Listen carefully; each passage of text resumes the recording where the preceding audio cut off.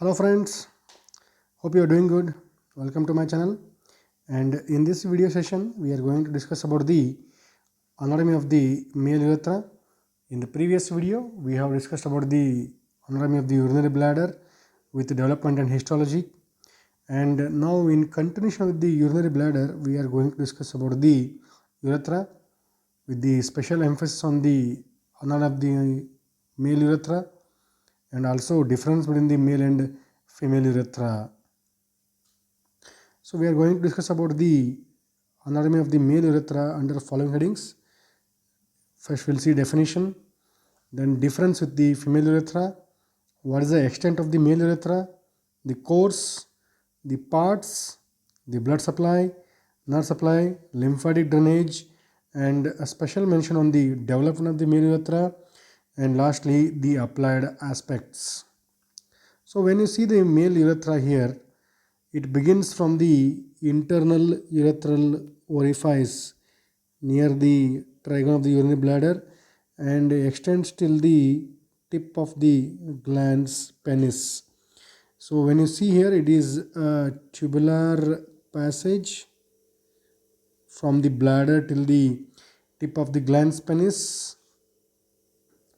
and it emerges from the neck of the bladder, opens to the exterior via the glans penis, and it connects the bladder to the external environment and helps in the elimination of the urine. It is present in both males and females, but there are some significant differences between the male and female urethra. When you see the male urethra, it is long compared to the short female urethra, and the male urethra measures around 18 to 20 centimeter in length, whereas female urethra measures around 4 centimeter. And the male urethra is an organ, or it is a passage for the urination and also the ejaculation of the semen. It's a common tubular passage for both urine and semen, and it has a curved course, whereas in females it is only meant for urination, and its course is nearly straight, and catheterization in female it is very easy compared to the male urethral catheterization because of the long course in the males, and even that course is double curved. It is not straight like what you see in the female urethra. So whenever you want to put the Foley's catheter in the bladder, urinary bladder in the males, you should have the knowledge of the accurate anatomy of the male urethra with its curves and different parts and how to put it and all. So the anatomy is very important here. On the right side you can see in the female urethra it is very easy because it is short, straight, and roughly around 4 centimeter in length. On the left side, when you see, the catheter has a long course of travel from the external environment, that is the tip of the glans penis, to the interior of the bladder. So coming to the male urethra in particular, it is about 18 to 20 centimeter in length. It extends from the internal urethral orifice in the bladder to the external urethral orifice in the tip of the glans penis. And when you see there, from the neck of the bladder, it enters into the prostate, that is a male accessory reproductive gland, and then it passes through the urogenital diaphragm, that is the passing in the anterior part of the perineum, and enters into the corpus spongiosum through the bulb of the penis. Then it lies in the body of the penis covered by corpora spongiosa, and finally opens into the glans penis. You can see here it has a double curved course. The beginning is here at the internal urethral orifice, then it traverses through the prostate, then it pierces the urogenital diaphragm, then it enters the bulb of the penis, and via corpora spongiosa it travels and opens at the tip of the penis. So when you notice the curvature here, it has a S-shaped curve or two curves, or you can say it has a concavo-convex course. When you view in the anatomical position, here you are seeing the sagittal section from the left lateral view. This is the course with the double curve. That's why during the catheterization in the male, you should have a particular knowledge of the male urethra. So, how to insert the Foley's catheter and why? You have to hold the penis and straighten the curve so as there will be easy way to manipulate the Foley's catheter through the male urethra without causing much trauma. So coming to the different parts of the urethra. So when you see the urethra, it has one intrapelvic course and extrapelvic course. The intrapelvic course is called as the proximal urethra or posterior urethra. Extrapelvic course outside the pelvis, it is called as anterior urethra or distal urethra in the anatomical position. So what are the different parts of the urethra? So when you see the posterior urethra is confined within the true pelvis here. That you see, this is the part of the posterior urethra, whereas within the bulb of the penis, that is the anterior urethra. The posterior urethra lies near the bladder, that's why it's called as proximal urethra. It is roughly around 4 centimeter in length and lies in the pelvis.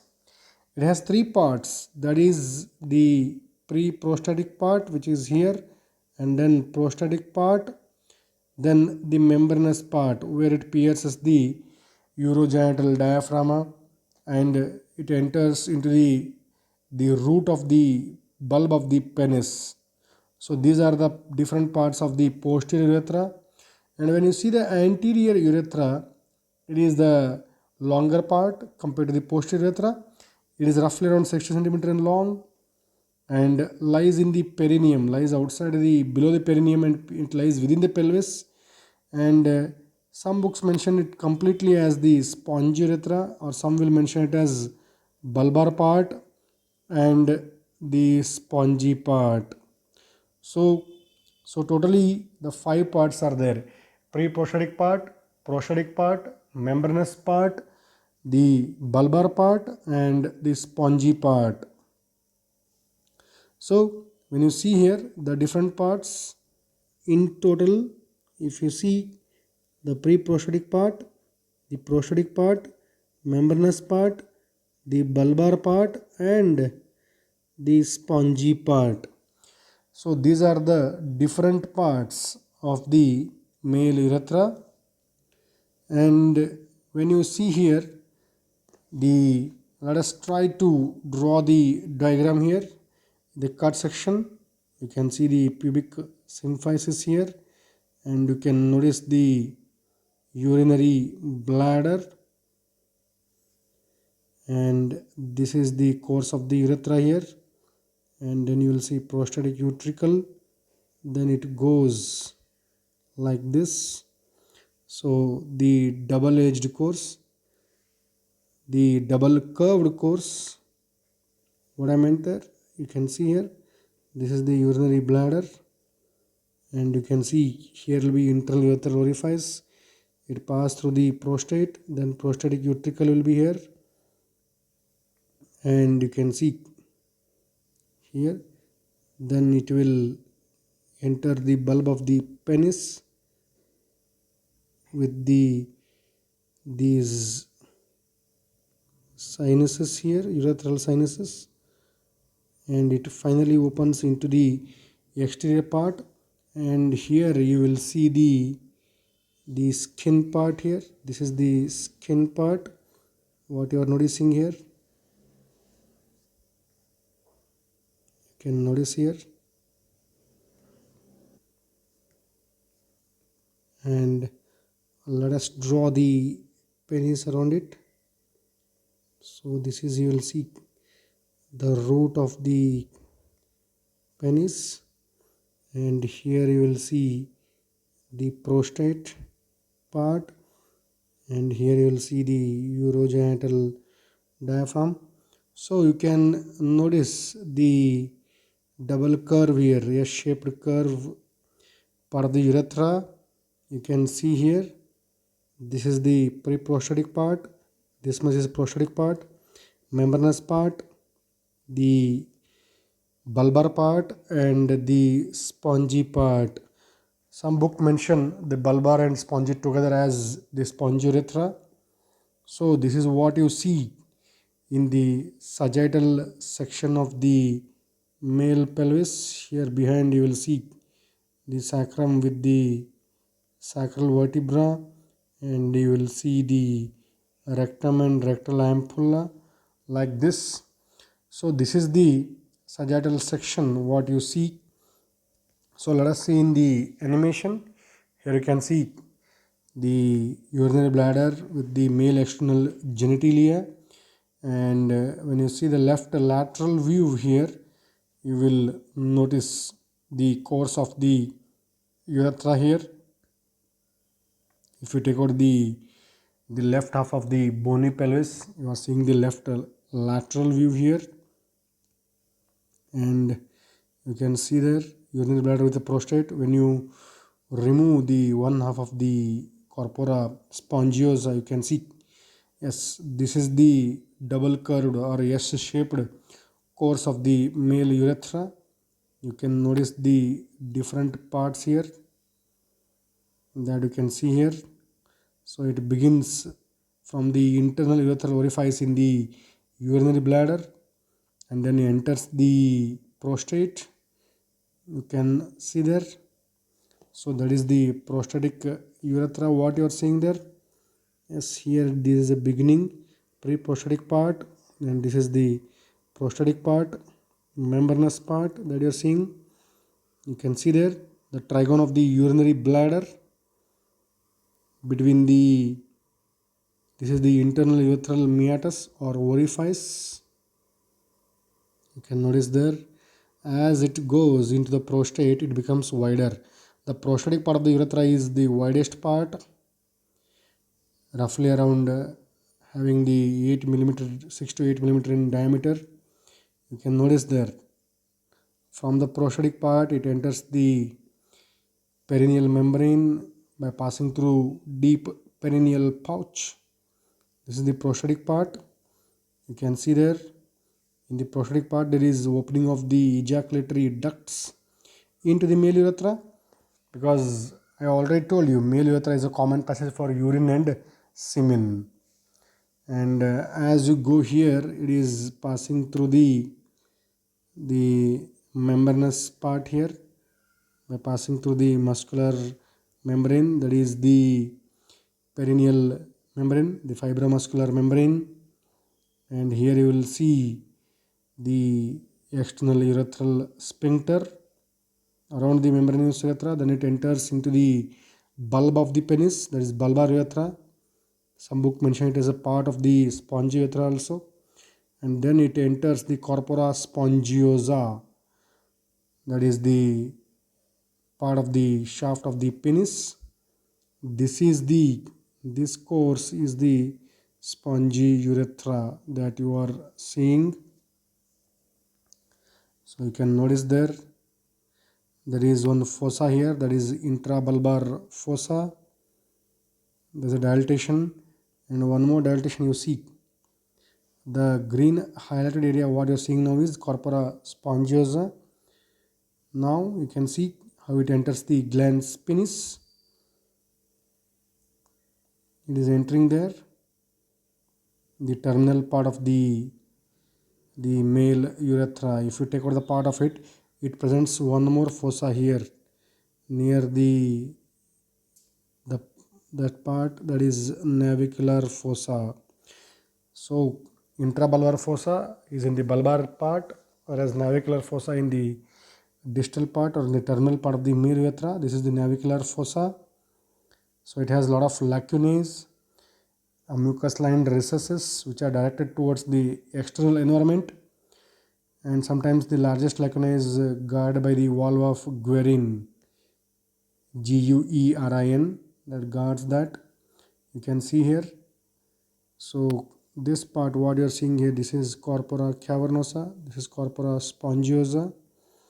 So this is the brief outlook to the entire course of the male urethra, from the internal urethral orifice to the external urethral orifice.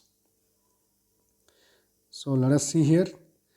You can see this is the coronal section of the urinary bladder, and below that you can see the prostate. This is in the sagittal section. The prostate is there, and you can see here below the prostate it is piercing the membrane. This is the urogenital membrane. It is piercing the membranous urethra, and you can see this is the course, continued course within the bulb and shaft of the penis and glans penis. So you can see here, if you isolate the bladder with the prostate and the penis, this is the entire course of the male urethra, showing you the double curve, the S-shaped curve. It begins here in the internal urethral orifice and opens here. The pre-prostatic part, membranous part, bulbar part, and remaining is spongy part. So these are the things you see in the male urethra. So while putting the catheter, the penis should be held upright in vertical position so that a continuous straight tube is formed. You can see here, that is the prostatic urethra, the most dilated part of the male urethra, then membranous urethra, that is the bulbar part. You can see the bulbar fossa there, intrabulbar fossa here, and the remaining part is spongy. And if you have a close look at the prostatic part, you can see below the prostatic part you will see membranous, which is surrounded by the muscles of the deep perineal pouch, the sphincter urethrae and transverse perineum profundus, and here near termination you will see the navicular fossa. So coming to the pre-prostatic part, it is roughly around 1 to 2 centimeter in length, extends vertically from the bladder neck to prostate, surrounded by the internal urethral sphincter, which is involuntary. Whereas this function of this internal urethral sphincter is to maintain the urinary continence and prevent the retrograde flow of the semen. And usually it is damaged in case of the TURP, that is transurethral section of prostate. So retrograde ejaculation of the semen is a common complication in TURP, which leads to infertility. You can see the pre-prostatic part there. Coming to the prostatic part, it is roughly around 3 to 4 cm in length. It passes through the substance of the prostate from base to apex at junction between the anterior 1/3 and posterior 2/3 of the substance of the prostate. And the posterior wall of the prostatic urethra is of special significance as it shows a midline longitudinal mucosal fold formed due to the trigonal muscle that is called as urethral crest. And in the middle part it is raised, that area is called as verumontanum or colliculus seminalis. There you will see a prostatic utricle opening there in the middle. On either side you will see the opening of the respective ejaculatory ducts. So this prostatic utricle is a small blind sac developed from the fusion of the paramesonephric duct in the males. It is homologous to the vagina of the females. That's why it is also known as vaginus masculinus. And you will see opening of the right and left ejaculatory ducts on the respective sides of the prostatic utricle. Ejaculatory duct is formed by the duct of Sunday-Lasical and vas deferens. You can see there, that is the prostatic urethra, the most dilated part. And you can notice here, if you see in the posterior wall, here you are seeing in the sagittal section, in the posterior wall you will see here you can see the prostatic utricle, that is vaginus masculinus, formed by fusion of paramesonephric duct in males. The fusion of paramesonephric duct in females leads to the formation of the uterus. Whereas this is the coronal section, what you are seeing below here. It presents a urethral crest and a median elevation verumontanum with the opening of the prostatic utricle and the ejaculatory duct on either side. And you will see prostatic sinus. These are mucus lined gutters on either side of the urethral crest where prostatic glands open. The prostatic gland secretes the zinc acid phosphatase, which are the contents of the semen. So you can see there.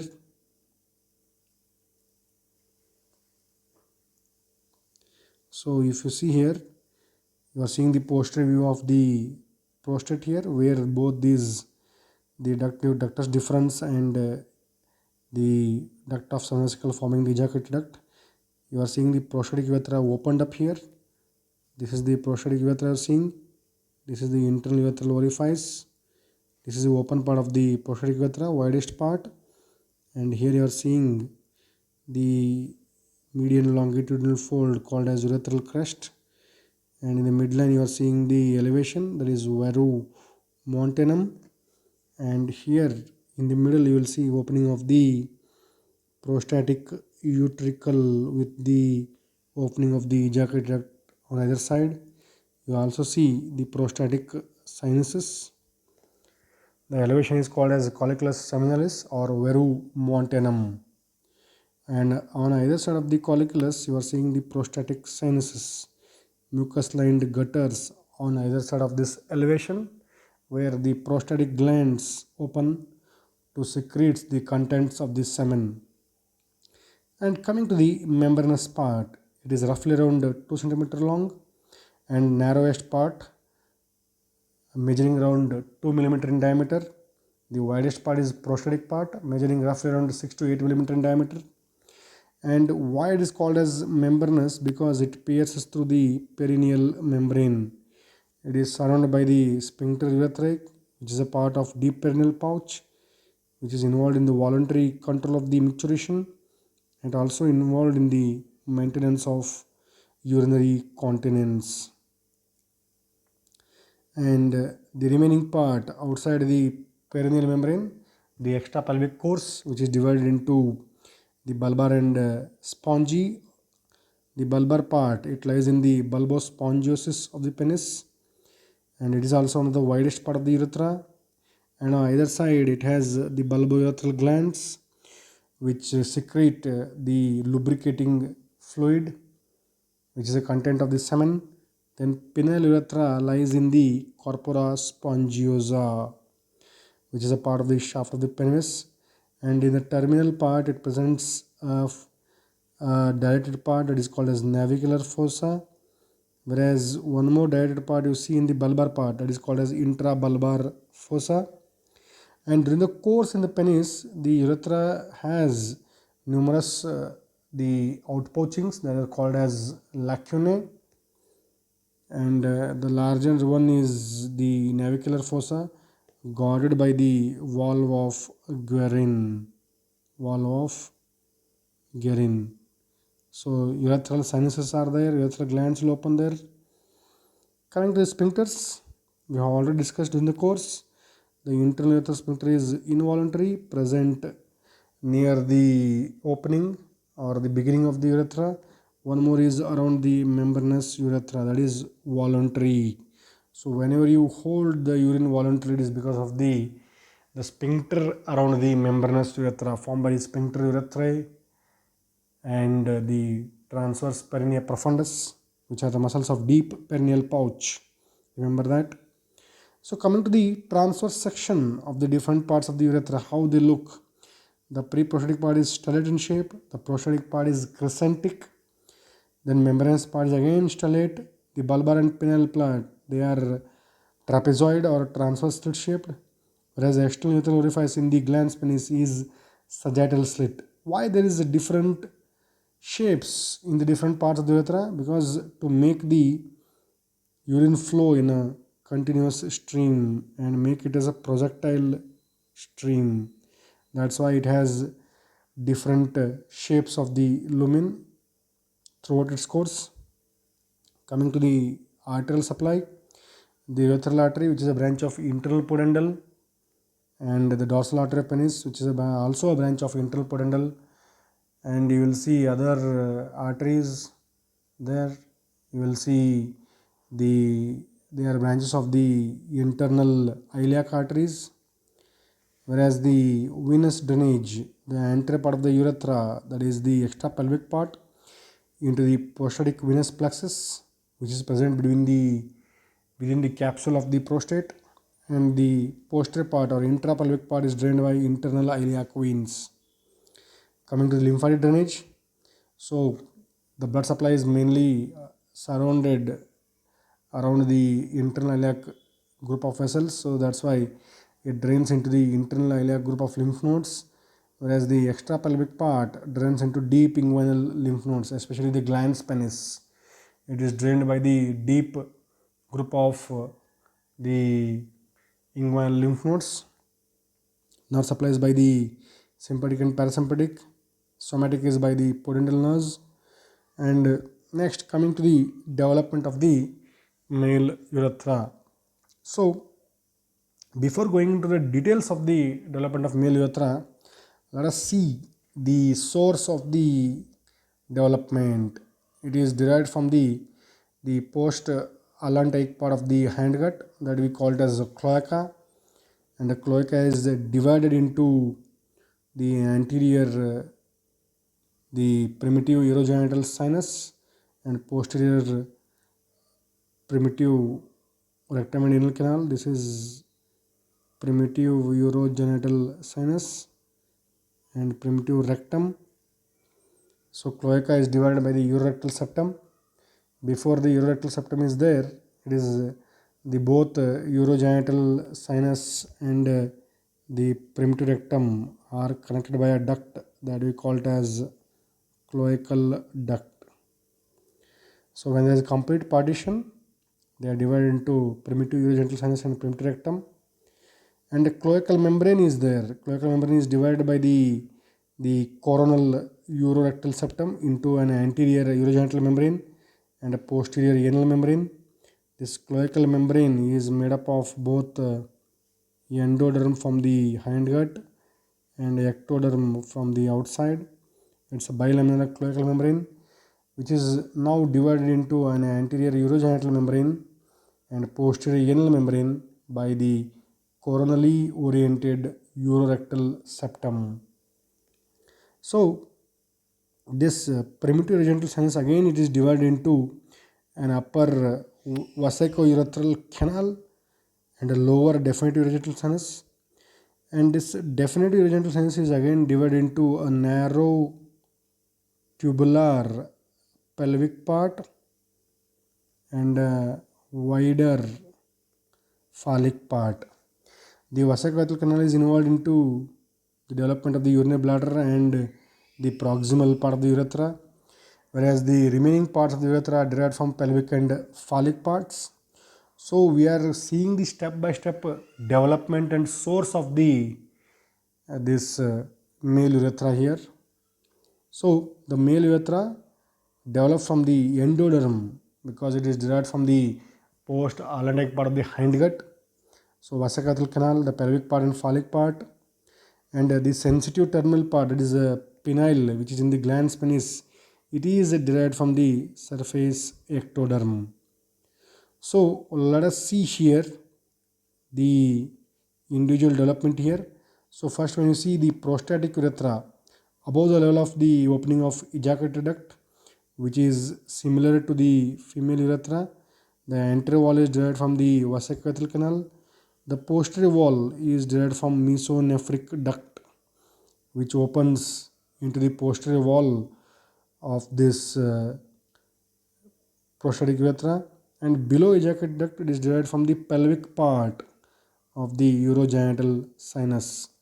So above the ejaculatory duct, the prostatic urethra is developed from the both the vesicourethral canal and mesonephric duct, whereas below ejaculatory duct it is developing from the endoderm of pelvic part of the definitive urogenital sinus, whereas membranous urethra is completely derived from the pelvic part.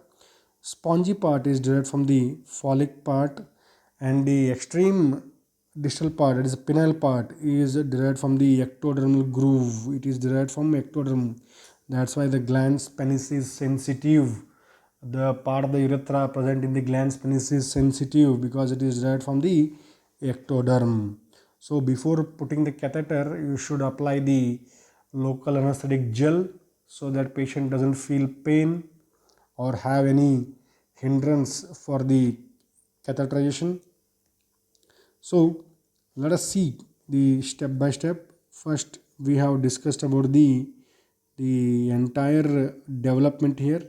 So you are seeing during development, this is the developing embryo. You have the three gut parts, foregut, midgut and hindgut. And here what happens, from the hindgut there is allantoic diverticulum. So these are three parts, foregut, midgut and hindgut. Hindgut is divided into an pre-allantoic part and post-allantoic part. This post-allantoic part, it is related posteriorly to the developing neural tube and the primitive streak and primitive nodes. And here you will see a bilaminar cloacal membrane.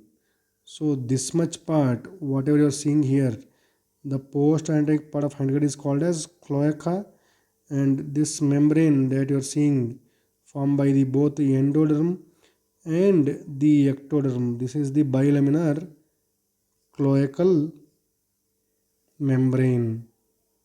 There is cloacal membrane, and now what happens there? There is a formation of a coronal urorectal septum dividing the cloaca into an anterior primitive urogenital sinus and posterior primitive rectum. If you see only the cloaca now, how the cloaca is there now, this is the cloaca here, and it is divided by a coronal septum here, urorectal septum, into a primitive urogenital sinus and primitive rectum. But what happens here? It also has the cloacal membrane. This much part is endodermal. The entire thing is lined by endoderm, and this is cloacal membrane. And as you see here, around this cloaca, which is now divided by the primitive urorectal septum into an anterior primitive urogenital sinus and posterior primitive rectum, and even the cloacal membrane is divided now. The cloacal membrane, this much part is called as urogenital membrane, and this much part is called as anal membrane. So this is having the notochord, the primitive node and primitive streak and developing neural tube. From here there is migration of a mesodermal mass entering here, and around this cloacal membrane, what you will see here, there is formation of genital folds around this. So that this depression is cloaca here within inside. It has a urogenital membrane and anal membrane, and now this primitive urogenital sinus is divided into what? Primitive vesico-urethral canal or vesico-urethral canal simply, then a pelvic part and phallic part. If you see here, now this is divided into like this. This is here like this, and you will see the primitive rectum behind, and now this is the urogenital membrane, this is the anal membrane here, and around this let us divide this vesico-urethral canal, the pelvic part, and this is the phallic part, and surrounding this there is development of genital folds. The vesico-urethral canal forms the urinary bladder and part of the anterior wall of the prostatic urethra. above the opening of the ejaculatory ducts, because the opening of the mesonephrine duct will be there, and pelvic part will form the membranous urethra, whereas the phallic part, remaining phallic part, forms the spongy urethra. So these genital folds here, these genital folds, they unite in the upper part and form the genital tubercle, and these are covered by the ectoderm with a mass of mesoderm. They form a cylindrical elongated mass here as they go. Again, if you see here, vesical canal, pelvic part and phallic part. On either side you will see genital folds, genital tubercle covered by the ectoderm. They form the elongated mass here, that is phallus, primitive phallus, which is going beyond the urogenital membrane, and there affects the primitive urethral groove in the lower part. If you take a section, it will appear like this. This is primitive urethral groove. This is what you are seeing, primitive urethral groove. So this primitive urethral groove, and within this primitive urethral groove there is development of the endodermal mass, that is called as urethral crust. This is urethral crust growing here, and this urethral crust will undergo the canalization. It forms the primitive urethral canal here, primitive urethral canal, and this genital tubercle is shifted here along with the development of the cylindrical mass. So the primitive urethral canal is formed there. Then what happens with the rupture of the urogenital membrane? Rupture of the urogenital membrane, there is formation of the definitive urethral groove. Definitive urethral groove, which is bridging here. Definitive urethral groove will form there, and these genital folds, they fuse and form the shaft of the penis, whereas the genital tubercle forms the glans penis like this. You will see now inside, you will see the canal there, the urethral canal. So first there is formation of the primary urethral groove, then urethral crest by the endoderm, then definitive urethral groove. Then what happens? There is development of the ectodermal part within the glans penis like this. It will grow here.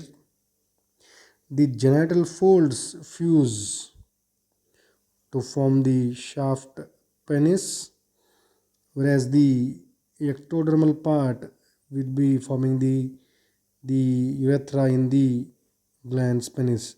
So this is how the canalization happens. So first there is primitive urethral groove formed by the ectoderm having the mass of the mesoderm. Then it is invaded by the urethral crest derived from the endoderm. Then there is formation of definitive urethral groove. So you can see the development of male urethra and external genitalia is simultaneous and complementary to each other. The genital tubercle in the males, it forms glans penis, whereas in the females it forms clitoris. Whereas genital fold, it forms the penis, or it forms labia minora in females, and there is appearance of genital swellings which form the scrotum in the males and labia majora in females. So after the rupture of the urogenital membrane, the genital swellings fuse and they form the scrotum. That's why in the males you will see median raphe, which indicate the fusion of two genital swellings, whereas in the females they lie open, forming the vestibule with the clitoris, labia majora and labia minora, whereas in the males they form genital fold from the shaft of penis, whereas genital tubercle from the glans penis. So glans penis is derived from the genital tubercle in males, it forms clitoris in females, genital fold from the shaft of penis, or they form labia minora, and genital swellings they form scrotum and labia majora in females. So this is how the development of male urethra happens along with the development of external genitalia in males. The urogenital membrane which ruptures, it remains open in the females, it closes in the males. That's why this median raphe in the scrotum indicates the fusion of genital swellings in the males.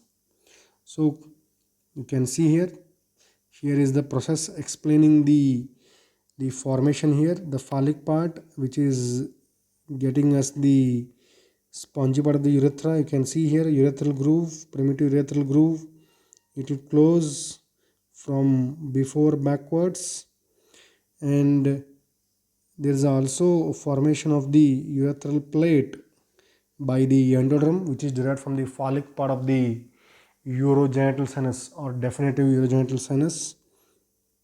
You can see there. So these both should communicate, the endodermal part and ectodermal part, in establishing the continuity of the male urethra.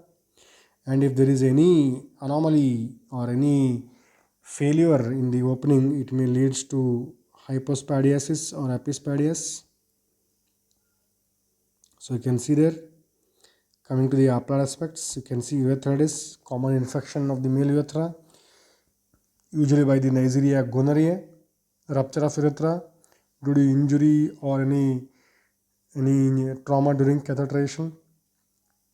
Hypospadias means the opening of the male, this urethral opening on the underside, or the what you can see, the dorsal side, you will see epispadias. So you can see there hypospadias. Urethra opens into the ventral surface, hypospadias. You can see here the opening is not here. That means the ectodermal part of the urethra coming from the glans penis is not fused with this endodermal part. That's why it is opening here on the under surface, and sometimes it may open there due to non-fusion of the genital folds. The opening is on the upper side, that is epispadiasis or epispadias. So that is about the male urethra in detail. Coming to the some brief account of the female urethra. It is 4 cm long and 6 mm in width, comparable to the prostatic urethra above the opening of ejaculatory duct. That means it is derived from the both vesicourethral canal and mesonephric duct. It passes straight downwards and forwards, opens between the clitoris and the vaginal orifice in the vestibule, and lies an inch behind the glans clitoris. Clitoris is the erectile mass comparable to the glans penis in the females. So you can see here, this is about the female urethra. So you can see the glands on the female urethra. You will see the urethral glands for lubrication, paraurethral glands of Skinny, they are comparable to prostate, and greater vestibular glands for lubrication of the copulatory organ. So coming to the epithelium of the urethra, the part of the prostatic urethra above the ejaculatory duct is lined by a transitional epithelium, since it is derived from the vesicourethral canal, whereas the remaining part is lined by stratified columnar or pseudostratified columnar, that is the membranous and spongy part, and the terminal part near the opening it is lined by stratified squamous epithelium as it opens into the exterior. So you can notice here the transitional epithelium, pseudostratified columnar, and stratified squamous non-keratinized epithelium here. So that is about the male urethra in detail. Hope you had some knowledgeable gain from this video. Thank you.